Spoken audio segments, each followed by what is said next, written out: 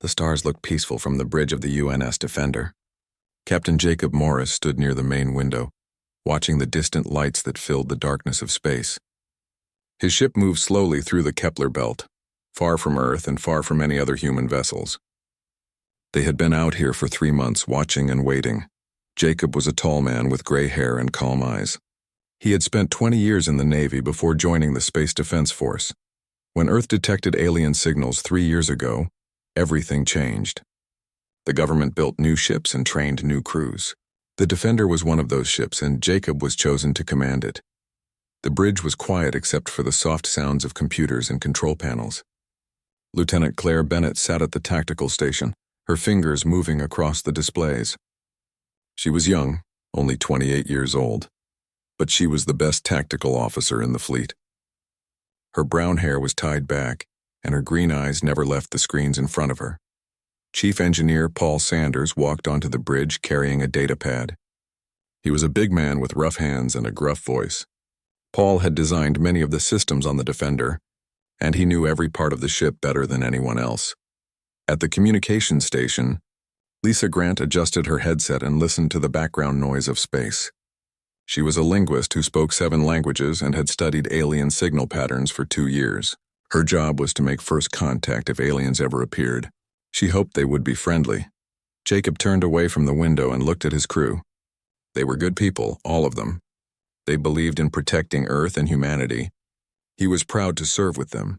Suddenly, alarms began to sound. Red lights flashed across every console on the bridge. Claire's hands moved faster across her controls. "Captain, we have contacts," Claire said, her voice steady despite the alarm. "Multiple ships just appeared directly ahead of us. They came out of faster-than-light travel." Jacob moved to his command chair and sat down. "How many ships?" 12, sir. They're large, much larger than the Defender, and they're moving into formation around us." Jacob felt his heart beat faster, but he kept his face calm.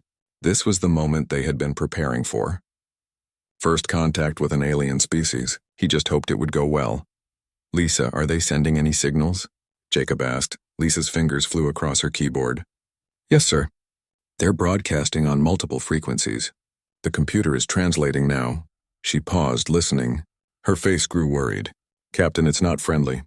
They're demanding that we surrender our ship." The main screen at the front of the bridge changed. It now showed the alien ships. They were beautiful in a cold way. Their hulls were smooth and dark, with lights running along the edges. They looked fast and deadly. The human ship, with its blocky metal plates and industrial design, looked primitive next to them. "Claire, what can you tell me about those ships?" Jacob asked. Claire studied her displays. "They have energy shields, Captain. Advanced ones. I'm also detecting what looks like plasma weapons. Their technology is definitely more advanced than what we show on the surface." Jacob noticed her words. "What we show on the surface." She understood. "Good." Paul moved closer to the captain's chair. "All systems are ready, Captain," he said quietly. "Just say the word." Jacob nodded slightly. "Not yet. Let's see what they want first." Lisa's console beeped. "Captain, they're sending another message. It's a video transmission this time." "Put it on screen," Jacob ordered. The image changed again. Now they could see inside one of the alien ships. The bridge was dark and filled with strange equipment. In the center stood a tall alien creature. It had scales like a reptile, dark green and shining under the lights. Its eyes were yellow and cold. When it spoke, the computer translated its words into English. "I am Commander Thrace of the Vexor Dominion 3rd Fleet. Your primitive vessel has entered space controlled by the Dominion. You will surrender your ship and prepare to be taken into custody. You have 1 rotation of your planet to comply. If you refuse, your ship will be destroyed." The transmission ended. The bridge of the Defender was silent for a moment. Jacob thought carefully. The aliens believed the Defender was primitive. They thought humans were weak and easy to control. That was good. That was exactly what the ship was designed to make them think. "Claire, are they in attack position?" Jacob asked. "No, sir. They're in a standard intimidation formation. They're spread out, trying to look impressive. It's not a combat formation." "And their shields?" Claire checked her screens. "Most of them have their shields at low power. 3 ships have their shields completely down. They don't see us as a threat at all." Jacob allowed himself a small smile. The aliens were overconfident. They had probably done this before to other species. Show up with a big fleet, make threats, and watch the primitive aliens surrender. But humans were different. "Lisa, open a channel to their commander," Jacob said. "Channel open, sir." Jacob stood up and faced the screen. He made sure he looked worried and uncertain. "Commander Thrace, I am Captain Jacob Morris of Earth. We did not know this space belonged to your dominion. We are explorers, not warriors. Your fleet is very impressive. We need time to contact our home planet and discuss your demands. This is a big decision for us." The screen showed Thrace again. The alien commander looked pleased. "You may have your time, human. 24 of your hours. We will wait here. Do not attempt to run. Our ships are much faster than yours. If you try to escape, we will destroy you immediately." "We understand," Jacob said, still looking worried. "Thank you for your patience, Commander." Thrace ended the transmission. The screen went back to showing the alien ships floating in space around the Defender. Jacob sat back down in his chair. His worried expression disappeared. Now he looked calm and focused. "Paul, status report on all systems," he said quietly. Paul looked at his datapad. "All weapon systems are fully charged and ready to fire. The railguns are loaded. Missiles are armed. Point defense systems are online. The experimental shields are at full power and ready to activate. We can fight right now if you give the order." Jacob nodded. "Good, but we wait. We use the time they gave us. Claire, I want you to watch those ships carefully. Learn everything you can about them. How they move, how they communicate, where their weak points might be." "Yes, sir," Claire said. She was already working. Her eyes focused on the data streaming across her screens. "Lisa, keep listening to their communications. If they say anything useful, I want to know immediately." "Understood, Captain." Jacob looked at the alien ships on the screen. They thought they had already won. They thought humans would surrender without a fight. They had no idea what the Defender could really do. The ship looked old and primitive on the outside. That was the plan. The blocky hull plates, the simple design, the lack of obvious weapons. It was all meant to fool enemies into thinking Earth's technology was weak. But hidden under those plates were weapons that could tear through alien shields. Hidden in the ship's core were systems that even the best alien scientists would be impressed by. Jacob had 24 hours to plan. 24 hours before the aliens expected an answer. He would use that time well, and when the time came, the Vexor Dominion would learn that humans did not surrender. They fought. And they fought to win. The crew worked quietly at their stations. Outside, the alien ships waited confident and relaxed. They had no idea that in 24 hours everything would change. The stars watched silently as both sides prepared for what would come next. The inside of the Vexor shuttle was cold and dark. Jacob sat across from Claire and Lisa as the small craft carried them toward the alien flagship. Through the window, he could see the Defender growing smaller behind them. He wondered if he would ever see his ship again. Claire was watching everything carefully. She studied how the shuttle moved, what kind of technology it used, how the controls worked. Even now, she was gathering information that might help them later. Lisa had a small device hidden in her sleeve. It was recording everything they saw and heard. The data would be sent back to the Defender automatically. If something happened to them, at least the information would survive. The shuttle docked with the flagship. The door opened with a soft hiss. 2 Vexor guards stood waiting. They were tall and covered in dark green scales. Their yellow eyes watched the humans with what might have been curiosity or contempt. "Follow us," one guard said. The translation device on Jacob's collar turned the alien's hissing voice into clear English. They walked through long corridors. The ship was impressive inside. Everything was smooth and clean. Lights ran along the walls in patterns that seemed to have no purpose except to look beautiful. The technology was clearly advanced, but Claire noticed something. The corridors were wide and the ceilings were high. That was good for the tall Vexor, but it also meant the ship had a lot of empty space. Empty space that could have been used for better armor or more weapons. The aliens cared more about looks than function. They entered a large chamber. It was clearly the command center of the ship. Dozens of Vexor officers stood at their stations, all watching the humans. At the center of the room, on a raised platform, stood Commander Thrace. He was bigger than the other Vexor, with scales that were almost black. His yellow eyes studied Jacob with obvious superiority. When he spoke, his voice was deep and cold. "Welcome, Captain Morris. I am pleased you chose to be reasonable. Many primitives make the mistake of fighting. It always ends badly for them. Jacob kept his face neutral. Thank you for agreeing to meet with us, Commander.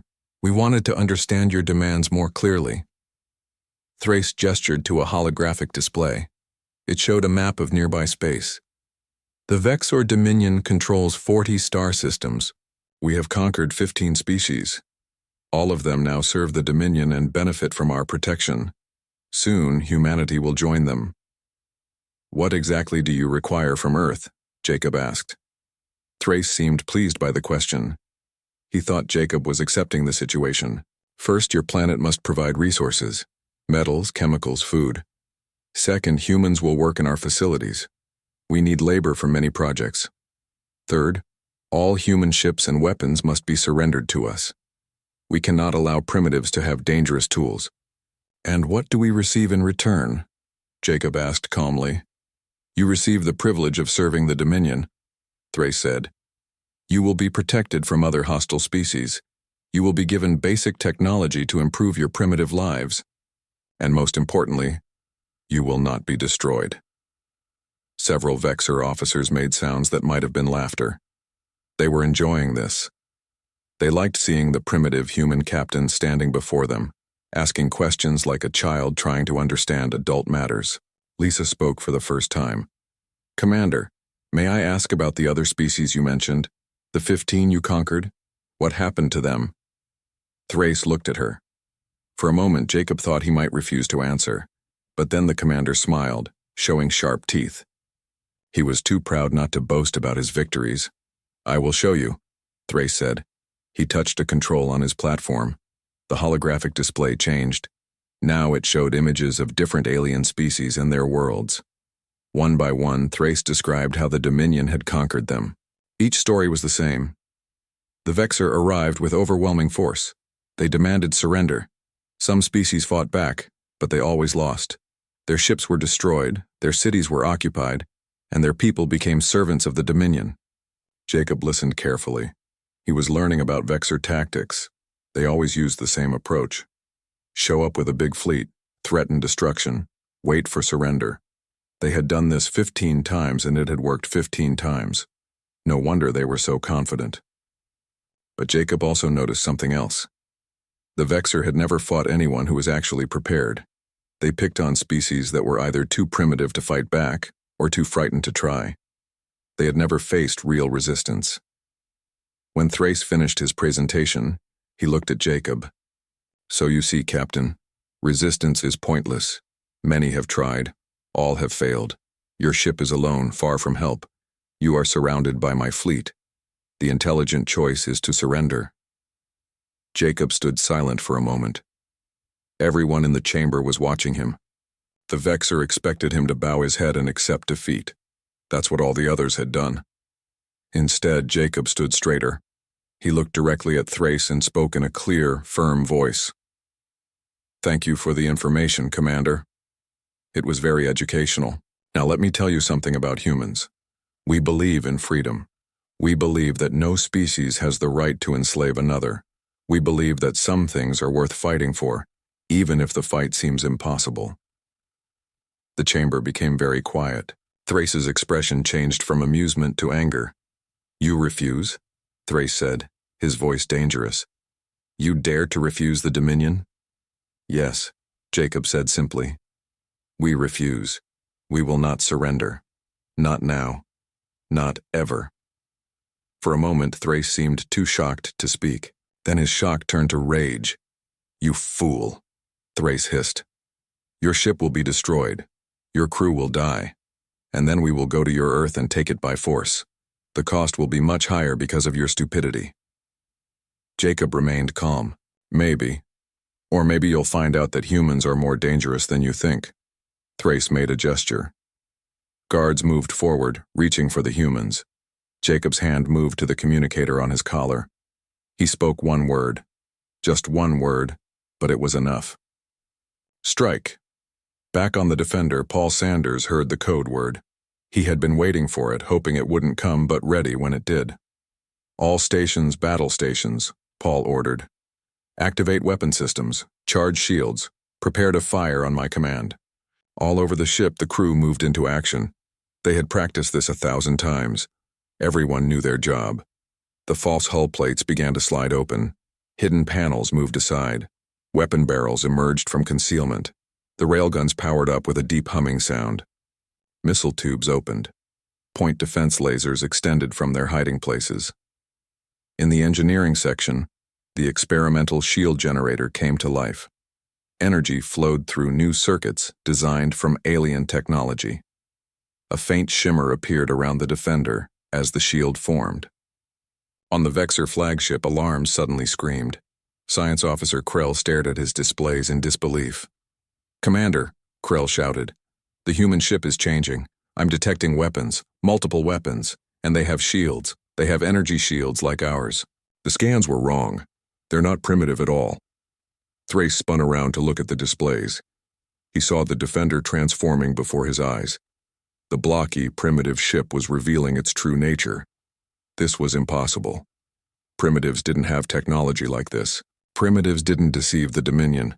"All ships open fire," Thrace screamed. "Destroy that ship now." But his orders came too late. The defender had already targeted the closest Vexor ships, the ones with their shields down, the ones that thought they were completely safe. Paul gave the order he had been waiting to give. Fire. The railguns fired. The missiles launched. And in the cold darkness of space, the battle began. 6 hours had passed since the Vexor fleet arrived. Captain Jacob Morris sat in the command meeting room with his senior officers. The room was small and plain, with a single table and a large display screen on the wall. Outside, through the small window, they could see the alien ship still waiting. Jacob looked at each person around the table. Claire Bennett, Paul Sanders, and Lisa Grant sat quietly, waiting for him to speak. They all knew this meeting was important. "It's time to tell you the truth about this ship," Jacob said. "When Earth built the Defender and the other battleships, we made a choice. We decided to make them look primitive on purpose." He pressed a button on the table. The display screen came to life, showing technical drawings of the Defender. The drawings showed things that were not visible from outside the ship. "The blocky hull plates are not just armor," Paul said, taking over the explanation. "They hide our real weapons. Behind those plates are railgun batteries. Each railgun can fire tungsten rounds at incredible speeds. The rounds move so fast they hit like nuclear weapons." He changed the image. Now it showed the missile bays hidden inside the ship's structure. "We have 60 kinetic missiles," Paul continued. "Each one has a nuclear tip, but not the kind that explodes. They release radiation that overloads energy shields. Once the shields are down, the kinetic impact destroys the target." Claire leaned forward, studying the images. She had known the ship had weapons, but she had not known all the details.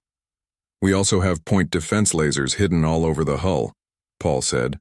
"They can shoot down incoming missiles and damage enemy fighters. And we have electronic warfare systems that can jam alien communications and sensors." "What about defenses?" Claire asked.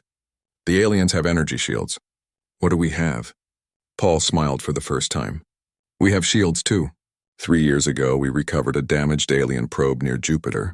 Our scientists studied it and figured out how their shield technology works. We built our own version. It's not as strong as what the Vexor have, but it will hold for a while." Jacob stood up and walked to the window. He looked at the alien ships floating in the darkness. "The Vexor think we're primitives," he said. "They think they can threaten us and we'll surrender. They've probably done this to other species before. Show up with a big fleet, make demands, and take over. But they made a mistake. They underestimated us." He turned back to face his officers. "We're not going to surrender. We're going to fight, and we're going to win." Meanwhile, on the bridge of the Vexor flagship, Commander Thrace stood with his officers. They were watching the human ship on their screens and laughing. "Look at their vessel," Thrace said, pointing at the image of the Defender. "It's made of metal plates bolted together. They probably use chemical rockets to move around. They are centuries behind us in technology." Science Officer Krell adjusted his scanning equipment. He was a smaller Vexor with darker scales and careful eyes. "Commander, our scans confirm the human ship is primitive. We detect no energy shields, no plasma weapons, no advanced propulsion. They are exactly as they appear." Thrace made a sound that might have been laughter. "Of course they are. These humans probably just learned how to leave their planet. They will surrender without a fight." Another officer spoke up. "Should we destroy them now, Commander?" "Why waste time waiting?" Thrace shook his head. "No, we wait. Other human ships might come to help them. Then we can destroy all of them at once. It will be a good demonstration of Dominion power. When we return to their planet, they will be too afraid to resist. The Vexor officers agreed with their commander. They had conquered 15 species in the past 200 years. It was always the same. The Dominion arrived with superior force and the primitives surrendered. Sometimes they fought for a little while, but they always lost in the end. Back on the Defender, Claire was studying everything she could learn about the Vexor ships. She watched how they moved, how they communicated, how they positioned themselves. "Captain," she said after several hours of work, "I've found something interesting. The aliens are overconfident. They're not in a proper combat formation. Their ships are spread out to look impressive. But it's actually a weak position. If we attacked now, we could hit 3 or 4 ships before they could react." Jacob came to look at her display. She had marked the alien ships in red and shown the distances between them.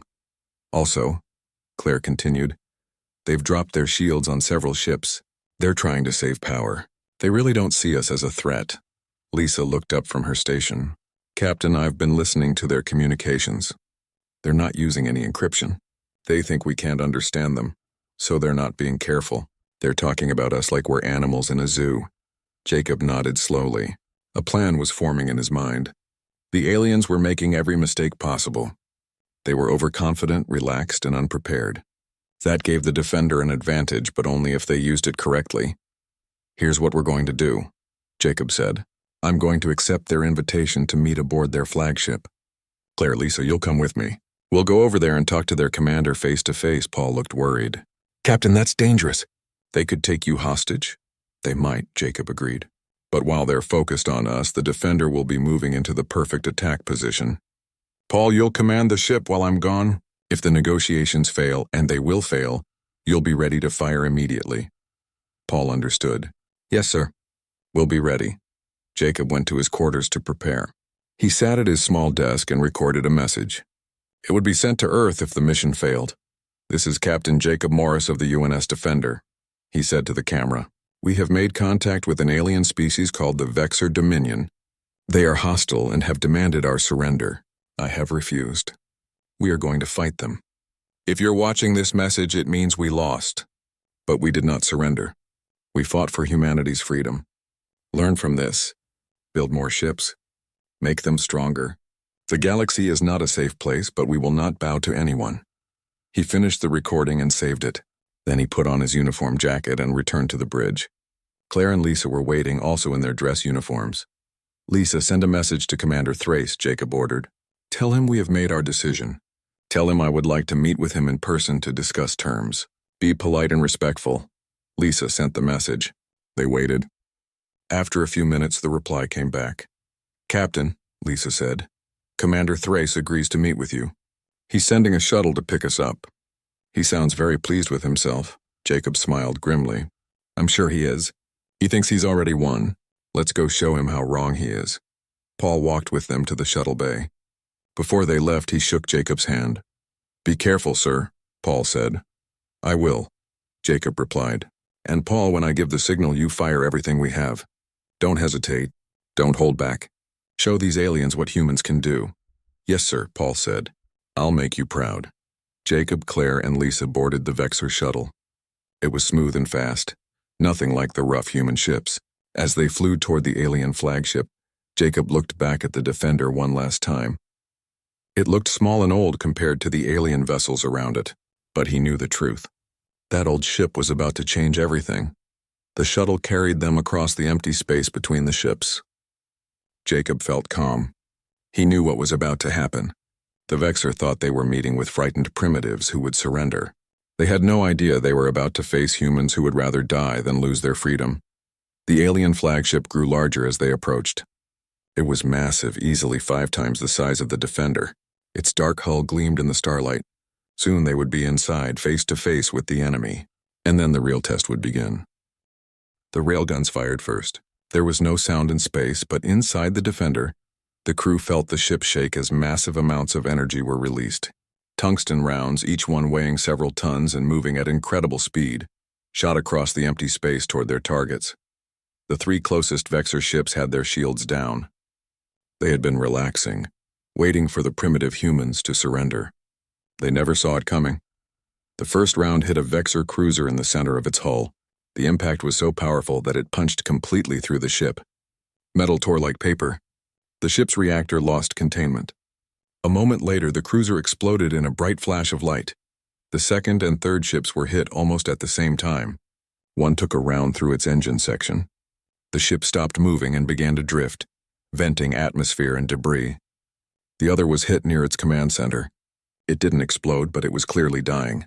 Emergency lights flashed along its hull as the crew tried desperately to save their vessel. Paul watched the results on his screens. 3 Vexor ships destroyed or disabled in the first 5 seconds of combat. It was a good start, but now the hard part began. All remaining ships are raising shields, the tactical officer reported. They're moving into attack formation. Activate our shields, Paul ordered. Continue firing. Target the ships that are slowest to respond. The Defender's experimental shields came to full power. A faint blue shimmer surrounded the ship. It wasn't as strong as the Vexor shields, but it would help. The remaining 9 Vexor ships opened fire. Brilliant blue plasma beams shot through space. They were beautiful and deadly. The beams hit the Defender's shields and the energy field flared bright. Shields holding at 70%, the engineering officer called out. But they won't last long under this kind of fire. Paul stayed calm. Claire had programmed targeting solutions into the computer before she left the ship. Now those solutions were proving their worth. The Defender's point defense lasers came online. They were smaller than the main railguns, but much faster. The lasers tracked incoming Vexor missiles and shot them down before they could reach the ship. Explosions bloomed in space as missiles were destroyed. At the same time, the main railguns kept firing. The Vexor ships now had their shields up, so the rounds didn't penetrate as easily. But the kinetic impacts were still damaging. Each hit weakened the alien shields a little more. Launch missiles, Paul ordered. Pattern Delta. The Defender's hidden missile bays opened. 60 kinetic missiles launched in a carefully planned pattern. They spread out, each one heading toward a different target. The Vexor point defense systems tried to shoot them down, but there were too many missiles coming from too many directions. The missiles were not designed to explode on impact. Instead, when they got close to their targets, they released powerful bursts of radiation. The radiation overloaded the Vexor shield generators. One by one, alien shields began to fail. 2 more Vexor ships lost their shields completely. The railguns targeted them immediately. More tungsten rounds crossed the space between the ships. More impacts, more damage. One ship broke apart. The other tumbled out of control, its engines destroyed.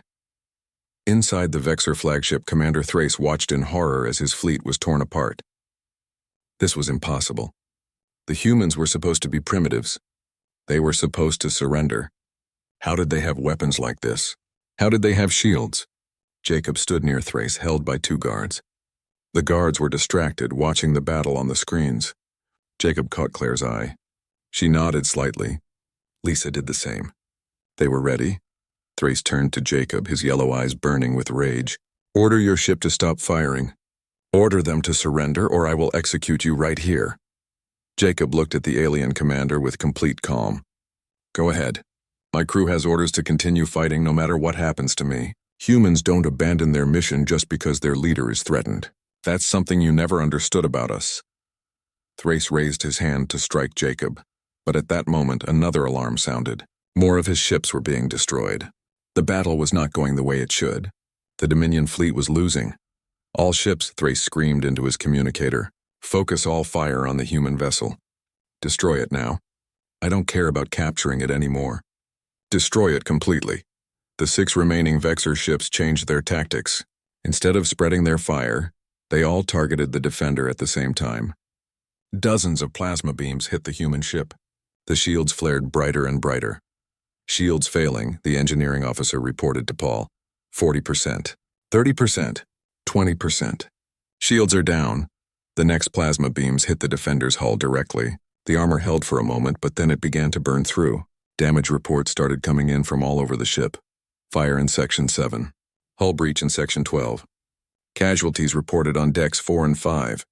Paul knew they were in trouble. The Defender was tough, but it couldn't take this kind of punishment for long. He had to make a choice. Pull back and try to survive, or push forward and try to win. He thought about Captain Morris on the enemy flagship. He thought about the crew members who were fighting fires and sealing breaches. He thought about Earth, waiting to hear if humanity's first contact with aliens would end in surrender or victory. Paul made his decision. "Reroute all power to weapons," he ordered. "Everything. Life support, engines, sensors, everything goes to weapons. We're going to fire everything we have left in one massive strike." The engineering officer looked shocked. "Sir, if we do that, we'll be defenseless. We won't be able to maneuver or protect ourselves." "I know," Paul said. "But if we don't end this now, we're going to lose anyway." "Give me everything," the crew obeyed. All over the ship, systems shut down. The lights dimmed. The engines stopped. Every bit of available power flowed to the weapons. The railguns charged to maximum power. The few remaining missiles armed themselves. Every laser and every gun on the ship prepared to fire. Meanwhile, on the flagship, Lisa had managed to secretly activate her hidden communicator. She whispered into it so quietly that only the device could hear. "Paul, if you can hear me, the flagship's shields are weakest near the engine section. Target there. Also, the bridge we're on is in the upper forward section. Try not to hit us directly if you can avoid it." Paul heard the message through his earpiece. He allowed himself a small smile. Lisa was still helping them even while held prisoner. He adjusted the targeting computers to focus on the flagship's engines. "All weapons ready," the tactical officer reported. Paul took a deep breath. This was it. Everything depended on the next few seconds. "Fire," he said. Every weapon on the Defender fired at the same time. Railgun rounds, missiles, lasers, everything launched toward the Vexor ships. It was the most powerful strike the human ship could make. At the same moment, the Vexor ships fired another volley at the Defender. Plasma beams and missiles raced toward the helpless human ship. The weapons from both sides crossed the empty space. For a few seconds, dozens of projectiles and energy beams filled the area between the fleets. It looked like a strange, deadly fireworks display. Then everything hit at once. The Defender's strike was perfectly aimed. Dozens of rounds hit the flagship exactly where Lisa had said. The ship's shields couldn't handle the concentrated fire. They collapsed. The rounds kept going, smashing into the engines. Secondary explosions began to spread through the back of the massive ship. 2 other Vexor ships were also hit hard. Their shields failed and their hulls were torn open. They began to die just like the others before them. But the Vexor weapons hit the Defender too. Without shields and without power for defensive maneuvers, the ship took terrible damage. Plasma fire burned through armor. Missiles exploded against the hull. More sections were breached. More crew members were hurt or killed. Paul held onto his chair as the ship shook. Sparks flew from damaged consoles. The lights went out completely, leaving only emergency lighting. When the shaking stopped, Paul looked at his screens. They were damaged but still working. The flagship was breaking apart. Explosions were tearing through it from the inside. 3 other Vexor ships were destroyed or dying. The remaining 3 ships were turning away, retreating at full speed. They had lost more than half their fleet. They were running. The Defender was badly damaged but still intact. They had survived. Against all odds, they had survived. Now they just had to rescue their captain before the flagship exploded completely. The flagship shook violently. Emergency alarms screamed throughout the ship. Red lights flashed in every corridor. The Vexor crew ran in panic trying to reach escape pods before the ship exploded. On the bridge, Commander Thrace stood frozen, staring at the displays. His fleet was destroyed. 9 ships out of 12 were either gone or dying. The 3 survivors were fleeing into deep space. And his own flagship was coming apart around him. Jacob saw his moment. The guards holding him were distracted, watching the chaos. He moved fast, driving his elbow into one guard's stomach and twisting free. Claire and Lisa did the same, using hand-to-hand combat moves they had practiced for years. The Vexor guards were bigger and stronger, but they had never expected primitives to fight back. In the confusion and panic, they were too slow to react. Jacob hit his guard hard in the throat. The alien went down gasping. "This way!" Lisa shouted. She had memorized the path from the docking bay to the bridge. Now she led them back, running through corridors that were filling with smoke and sparks from damaged systems. Behind them, Thrace screamed orders, but no one was listening anymore. His crew was abandoning ship. His fleet was broken. Everything he had built was falling apart. Another explosion rocked the flagship, a massive one deep in the ship's core. Jacob knew what that meant. The reactor was going critical. They had minutes at most. They reached the docking bay where the shuttle had brought them. But the shuttle was gone, already fled. Other Vexor crew members were fighting to get into the few remaining escape pods. There, Claire pointed. A small two-person escape pod sat in the corner, forgotten in the chaos. It was designed for Vexor, so it would be cramped for 3 humans, but it was their only chance. They ran to the pod and climbed inside. The controls were alien, but Lisa had been studying Vexor technology since they arrived. Her fingers moved across the interface, trying to figure out how to launch. "Hurry," Jacob said, watching the docking bay door. More Vexor were coming, desperate to escape. "Got it," Lisa said. The pod's door sealed. The launch system activated. A moment later, they were thrown back in their seats as the pod shot out into space. Through the small window, they watched the flagship behind them. It was breaking apart. Pieces of the hull were tearing away. Explosions bloomed along its length. Other escape pods were launching, but not enough for everyone on board. Then the reactor exploded. The massive ship came apart in a brilliant flash of white light. For a moment, it was brighter than the stars around them. Then it faded, leaving only debris and the small lights of escape pods scattered through space. Commander Thrace was gone. His flagship was gone. The pride of the Vexor Third Fleet no longer existed. Jacob activated the pod's communication system. "Defender, this is Captain Morris. We're in an escape pod heading your way. 3 humans, no aliens with us." Paul's voice came back, and Jacob could hear the relief in it. "Captain, we see you. We're moving to intercept." "Welcome home, sir." The small pod drifted toward the Defender. As they got closer, Jacob could see the damage to his ship. Large sections of the hull were burned black. Some areas were torn open to space. But the ship was still in one piece, and the lights were still on. They had survived. The pod docked with the Defender. When the door opened, the crew was waiting. They cheered when they saw their captain alive. Jacob stepped out and shook hands with Paul.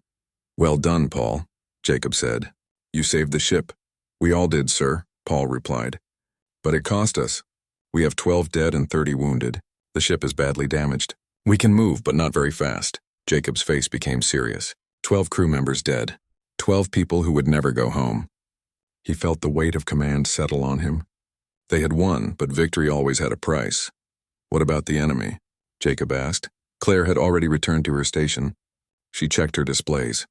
"We destroyed or disabled 9 ships, Captain. The 3 survivors jumped to faster-than-light speed and are gone. I don't think they'll come back anytime soon." Jacob nodded. They had faced 12 enemy ships and won. It seemed impossible, but they had done it. "Lisa, prepare a detailed report," Jacob ordered. "Everything we learned about the Vexor. Their technology, their tactics, their weaknesses. Earth needs to know all of it." "Already working on it, sir," Lisa said. "I recorded everything, including their communications during the battle. It's going to be very useful." Jacob sat in his command chair and looked around the bridge. His crew was tired and some were hurt, but they were all working. They had done something no one thought possible. A single human ship had defeated an alien fleet. "Set course for Earth," Jacob ordered. "Best speed we can manage. It's time to go home." The Defender turned slowly and began its long journey back. The ship limped through space, leaving the battlefield behind. Around them floated the remains of the Vexor fleet. It would stay here as a reminder. The galaxy was dangerous, but humans would not surrender. Weeks later, far away on the Vexor homeworld, the Dominion Council gathered. They sat in a dark chamber, their scaled faces lit by cold blue lights. Before them, holographic displays showed the reports from the 3 ships that escaped. "This is impossible," one counselor said.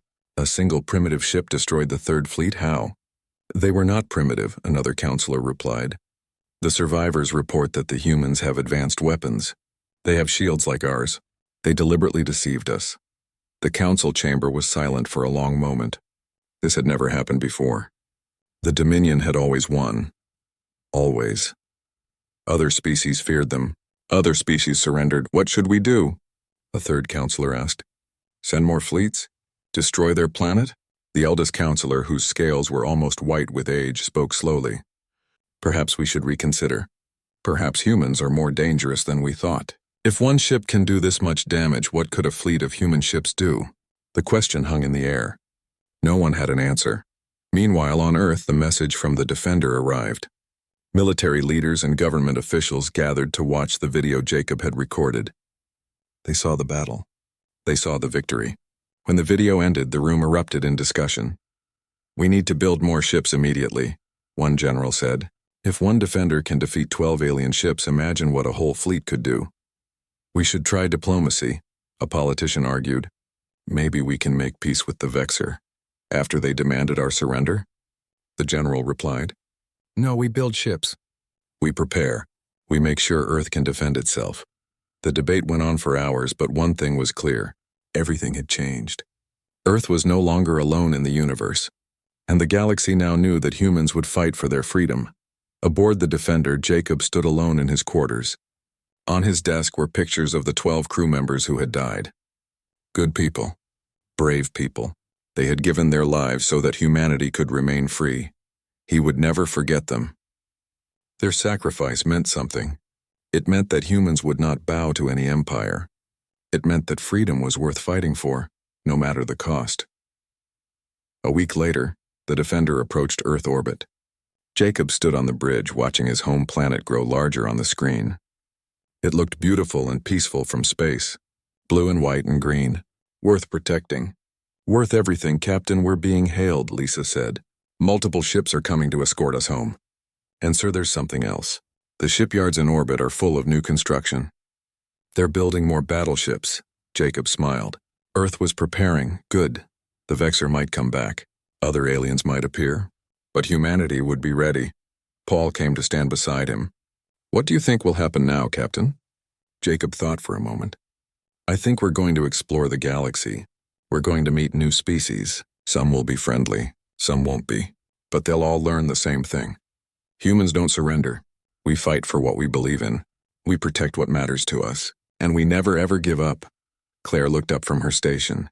"Captain, Earth Command is requesting that you prepare a broadcast. They want you to send a message to any aliens who might be listening." Jacob nodded. He walked to the communication station and activated the recorder. This message would go out on all frequencies. Any species with the technology to listen would hear it. "This is Captain Jacob Morris of Earth," he said clearly. "To any species listening, know this. Humanity is new to the galaxy, but we are not weak. We welcome peaceful contact. We hope to meet friends among the stars. But if you come with threats, if you demand our surrender, if you try to conquer us, you will face the same fate as the Vexor Third Fleet. We are humans. We are free, and we will remain free no matter what the cost." He ended the transmission. Lisa sent it out across the galaxy. The message would take time to spread, but eventually every spacefaring species would hear it. Earth had announced its presence, and Earth had made its position clear. The Defender finally docked at the orbital station. The crew prepared to disembark. They would be celebrated as heroes. They had won humanity's first battle in space. But Jacob knew this was just the beginning. The ship would be repaired and upgraded. More ships would be built. The crew would train others in what they had learned. And someday soon humanity would explore beyond the Kepler belt, out into the vast galaxy. There would be challenges ahead. New enemies might appear. Difficult choices would need to be made.